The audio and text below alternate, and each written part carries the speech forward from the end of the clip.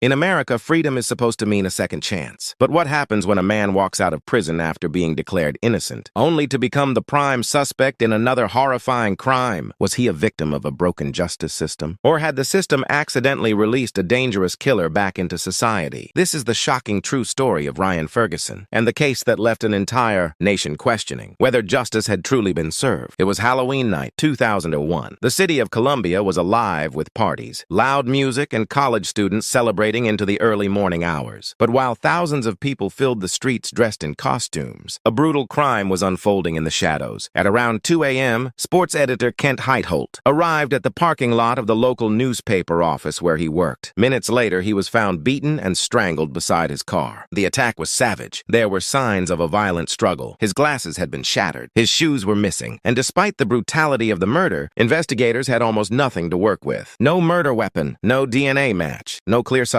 For months, the case went cold. But then, everything changed because of one bizarre conversation. 2 years after the murder, a young man named Charles Erickson was attending a college party. According to witnesses, Erickson suddenly claimed he had dreams, or flashes of memory, involving the murder of Kent Heitholt. At first, nobody took him seriously. Even Erickson himself seemed confused. He admitted he had been heavily drinking and using drugs during the Halloween celebrations back in 2001. His memories were blurry, uncertain, and fragmented. But eventually, police became interested. Detectives began interviewing Erickson repeatedly. Over time, his story became more detailed. And during those interviews, Erickson named another person as his accomplice, his friend, Ryan Ferguson. At the time, Ryan Ferguson was only 19 years old. Athletic, popular, and from a middle-class family, Ferguson insisted he barely remembered that Halloween night, but he strongly denied any involvement in murder. There was just one major problem. Police now had a confession from Erickson, and prosecutors believed they had enough to charge Ferguson with murder. Suddenly, Ryan Ferguson's life collapsed overnight. Friends turned against him. The media portrayed him as a violent killer, and the small Missouri community became obsessed with the case. To many people, the mystery was finally solved, but behind the scenes, cracks were already beginning to appear. The prosecution's case against Ferguson was surprisingly thin. There was no physical evidence linking him to the crime scene. No DNA, no fingerprints, no blood, nothing. The entire case depended almost entirely on witness testimony and Erickson's statements. Still, prosecutors pushed forward aggressively. During the trial, Erickson claimed he and Ferguson attacked Kent Heitholt together in the parking lot. He described the assault in graphic detail. Jurors listened carefully. And then came another damaging witness. A janitor named Jerry Trump testified that he saw Ferguson near the scene. That testimony became one of the most important moments in the trial. To jurors, it sounded convincing. Combined with Erickson's confession, prosecutors painted a clear picture of guilt. Defense attorneys argued the opposite. They said Erickson's memory was unreliable. They pointed out inconsistencies in his statements, and they warned that police may have unintentionally fed details to Erickson during long interrogations. But in the end, the jury sided with prosecutors. In 2005, Ryan Ferguson was convicted of murder. He was sentenced to 40 years in prison. At just 21 years old, his future disappeared behind steel bars. Inside prison, Ferguson maintained his innocence relentlessly. Year after year, he filed appeals. He studied legal documents. He wrote letters. And his family refused to stop fighting for him. Meanwhile, outside prison walls, something extraordinary was happening. People began re-examining the evidence. Journalists started investigating the case independently, and slowly, disturbing questions emerged. How could someone be convicted of murder without physical evidence? Why had key witness statements changed over time? And most importantly, could the wrong man be sitting in prison? Then came the first shocking twist. The janitor witness, Jerry Trump, dramatically changed his story. Years after the trial, Trump admitted he was never certain Ferguson was the person he saw. In fact, he later claimed prosecutors pressured him into giving stronger testimony. That revelation sent shockwaves through the case. But it got even worse. Another witness also recanted critical testimony. Suddenly, two major pillars of the prosecution's case were collapsing. And then investigators uncovered something even more disturbing. Evidence favorable to Ferguson may not have been properly shared with the defense during trial. This raised serious concerns about prosecutorial misconduct. The justice system that once looked certain now appeared deeply flawed. Public opinion began shifting rapidly. Television programs covered the case nationwide. Legal experts questioned the conviction openly, and Ryan Ferguson became one of America's most famous possible wrongful conviction cases. But the biggest moment came from the man whose confession started everything, Charles Erickson. Over time, Erickson himself began admitting uncertainty. He acknowledged gaps in his memory. He admitted investigators may have influenced his recollections. And eventually, many experts came to believe his confession was unreliable, possibly even false. false. False confessions sound impossible to many people. Why would anyone confess to murder they didn't commit? But psychologists say it happens more often than people realize, especially during intense interrogations involving young suspects, alcohol abuse, confusion, or psychological pressure. In Erickson's case, investigators spent countless hours questioning him. Critics argued his memories evolved over time based on information police unintentionally supplied. And because Ferguson's conviction depended heavily on Erickson's story, the case was suddenly in danger of unraveling completely. In 2013, after nearly a decade in prison, Ryan Ferguson finally walked free. An appeals court overturned his conviction. Judges ruled that prosecutors had failed to disclose critical evidence. The ruling was devastating for the original case. For Ferguson and his family, it felt like a miracle. Outside the courthouse, cameras captured emotional scenes as Ferguson hugged his father after years apart. To many Americans, he became a symbol of wrongful conviction, a man robbed of his youth by a broken justice system. Media interviews followed. Documentaries were made, and millions of people believed Ryan Ferguson's nightmare was finally over. But then came the twist nobody expected. Years after his release, Ferguson's name appeared in headlines again. Not because of the old case, but because of new accusations. Suddenly, people across America were asking the same chilling question. Had the justice system released an innocent man, or had it simply failed to keep a dangerous individual behind bars? The accusations shocked the public, because Ferguson had become a symbol of innocence. For supporters, the allegations felt impossible. For skeptics, they reopened old suspicions instantly. Online debates exploded. News outlets revisited the original murder case, and America became divided once again. Some argued Ferguson was still the victim of public paranoia. Others believed the new accusations proved investigators may have been right all along. The emotional intensity surrounding the case returned almost overnight. But unlike the first murder investigation, this time the public reaction itself became part of the story. One of the most disturbing aspects of true crime is how quickly perception can change. A person can become villain, victim, hero, and suspect all within a single decade. Ryan Ferguson's story exposed something uncomfortable about the modern justice system. People want certainty. They want clear answers. But real investigations are often messy, emotional, and imperfect. Witness memories fail. Confessions can be unreliable. Public pressure influences police. Media narratives shape opinion. And once someone is labeled guilty, that label can follow them forever, even after courts declare them innocent. The case also reignited national conversations about wrongful convictions in the United States. According to innocence organizations, hundreds of Americans have later been exonerated after serving years, sometimes decades, behind bars for crimes they did not commit. Some were convicted because of mistaken eyewitnesses, others because of false confessions, and some because prosecutors withheld evidence. The Ferguson case became one of the most discussed examples because it contained nearly every major warning sign experts fear: weak physical evidence, questionable witness testimony, a confession surrounded by controversy, and immense public pressure to solve a brutal murder quickly. To this day, many people still debate what truly happened in that parking lot in Columbia, Missouri. Who killed Kent Heitholt? Was Ryan Ferguson completely innocent? Did Charles Erickson create false memories? Or does the full truth remain hidden somewhere between all the contradictions? What makes this story unforgettable is not just the murder. It is the uncertainty, the feeling that even after trials, appeals, interviews, and years of investigation, absolute truth may still be impossible to reach. For Kent Heitholt's family, the tragedy never truly ended. A loved one was murdered brutally, and decades later, questions still surround the case. For Ryan Ferguson, freedom came after losing nearly 10 years of life behind bars, but public suspicion never fully disappeared. And for America, the case became a warning, because if the justice system can convict the wrong person once, could it happen again? Tonight, somewhere in America, detectives are questioning suspects. Witnesses are trying to remember details. Jurors are listening to testimony, and prosecutors are building cases they believe are correct. But the story of Ryan Ferguson reminds us that truth inside a courtroom is not always simple. Sometimes justice works, sometimes it fails, and sometimes, even after someone walks free, the shadow of suspicion never leaves. Because in true crime, freedom does not always mean innocence, and innocence does not always protect you from becoming a suspect again. So now the question passes to you. After everything you've heard, do you believe Ryan Ferguson was an innocent man destroyed by a broken system? Or do you think investigators may have been closer to the truth than anyone wants to admit? One murder, two accused friends, a conviction overturned, and a country still divided over what really happened that Halloween night in Missouri. Some cases are solved, some remain mysteries, and some continue haunting America forever.